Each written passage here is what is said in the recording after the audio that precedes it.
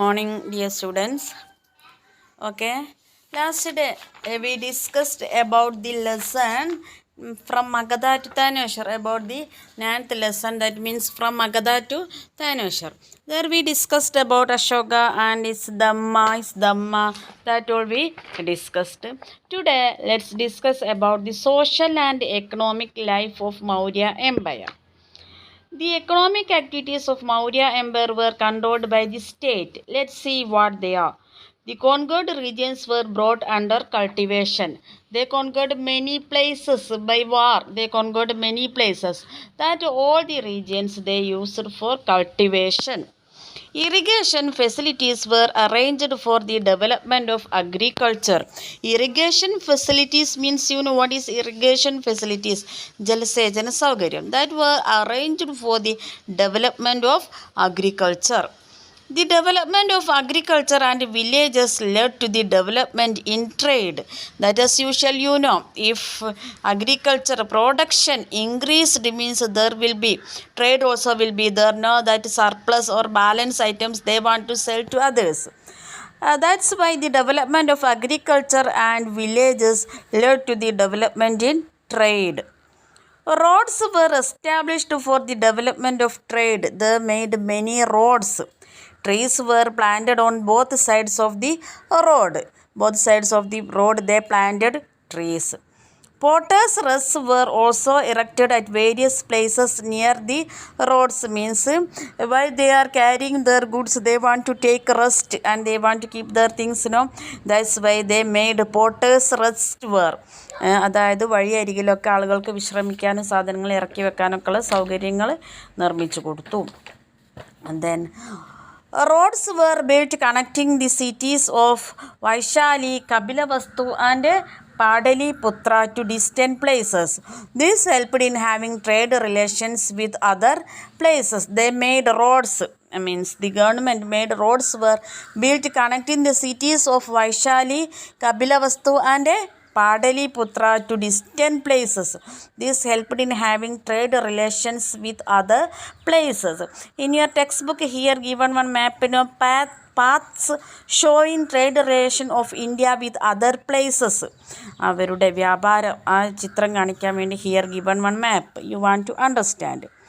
Then punch marked coins were used for trade and for payment of wages. They used punch marked coins.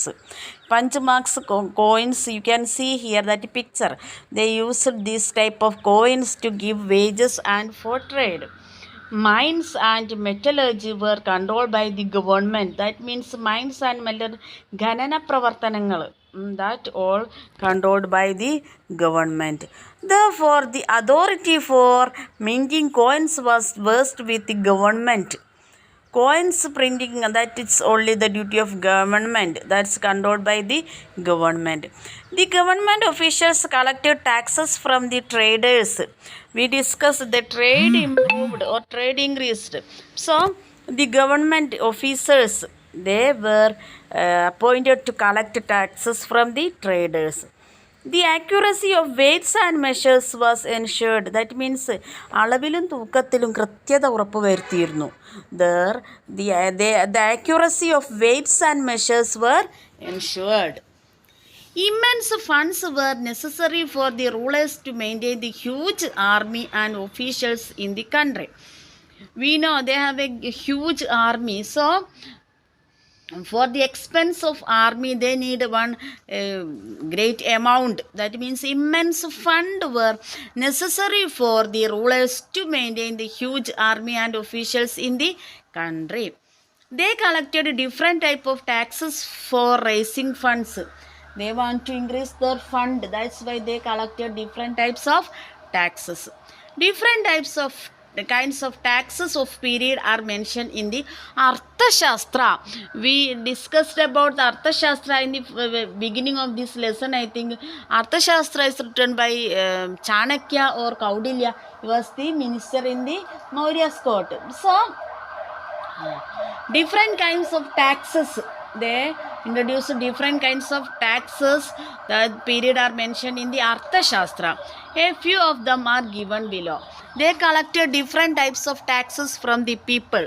That mentioned in the Arthashastra. Here given first one Bhaga.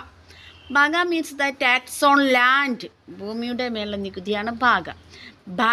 Bali means tax on fruits and flowers. Then Udaga Bhaga. That means tax on water. വെള്ളത്തിൻ്റെ മേൽ കൊടുക്കുന്ന നികുതി. That is Udaga Bhaga. Shulka means tax on export and imports of goods. Now also there are different types of tax. You know, if you are exporting and importing things, means we want to pay taxes to the government.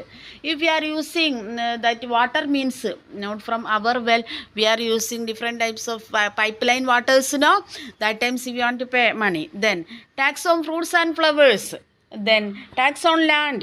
The tax on land is known as Bhaga. Tax on fruits and flowers is known as Bali. Tax on water is known as Udaga Bhaga. And tax on export and import of goods is known as Shulka. Okay. During the Maurya rule, agriculture was expanded to a large area and handicrafts based on agriculture developed. That we studied or we discussed, they conquered many regions, and that conquered regions all they used for cultivation. As a result of that, their agriculture or production increased. During the Maurya rule, the agriculture was expanded to a large area and handicrafts based on agriculture developed. Handicraft based on agriculture. അതായത് കൃഷിയിലധിഷ്ഠിതമായ കൈത്തൊഴിൽ, handicraft, you know, കരകൗശലം. Then this led to the strengthening of the social order based on varnas, which was centered on occupation. According to Megasthenes, there existed 7 social divisions at that time. According to Megasthenes means, you know, a Greek ambassador came to India, no? According to Megasthenes, there existed 7 social divisions at that time. അതായത് സമൂഹത്തിൽ 7 തരത്തിലുള്ള സാമൂഹിക വിഭജനം ഉണ്ടായിരുന്നു. 7 തരത്തിലുള്ള ആൾക്കാർ, means 7 വിഭാഗം, based on their occupation. Arthashastra describes about slaves who were known as dasas. Arthashastra also described about slaves who were known as dasas. Joint family system prevailed in the society. Here you can see column Megasthenes. According to Megasthenes, there are 7 group of people, 7 strategies were there. King's counselors, magistrates, artisans and traders, കരകൗശല വസ്തുക്കാരും കച്ചവടക്കാരും, herdsmen and hunters, വേട്ടക്കാരും കാട്ടിൽ നിന്നൊക്കെ ശേഖരിക്കുന്ന ആൾക്കാരും, soldiers, philosophers, തത്വചിന്തകന്മാർ, farmers, like that 7 group of people. That times, according to Megasthenes, there existed 7 social divisions at that time. 7 വിഭാഗത്തിലെ സമൂഹത്തെ വിഭജിച്ചിരുന്നു. Okay. Now we discussed about the social and economic life of Maurya Empire. That time social and economic life of during the period of Mauryas. Okay. Then India after the Mauryas. അങ്ങനെ മൗര്യന്മാരുടെ ഭരണത്തിന് ശേഷം, how was India? After the decline of Maurya dynasty, different groups of people arrived in India through its northwest part. അങ്ങനെ മൗര്യന്മാരുടെ ഭരണകാലത്തിന് ശേഷം, മൗര്യ തകർന്നതിന് ശേഷം, different groups of people arrived in India through its northwest part. The Kushanas were the most important group among them. Kushana വംശം, Kushanas. Kanishka was the notable ruler among the Kushanas. Kushana വംശത്തിലെ പ്രധാനപ്പെട്ട രാജാവായിരുന്നു Kanishka. He started the Shaga era in 78 CE. Shaga varsham, Shaga era started by Kanishka. This later became the official calendar of India. India's official calendar means Shaga. Shaga era, that is started by Kushana. That is started by Kanishka in the Kushanas dynasty.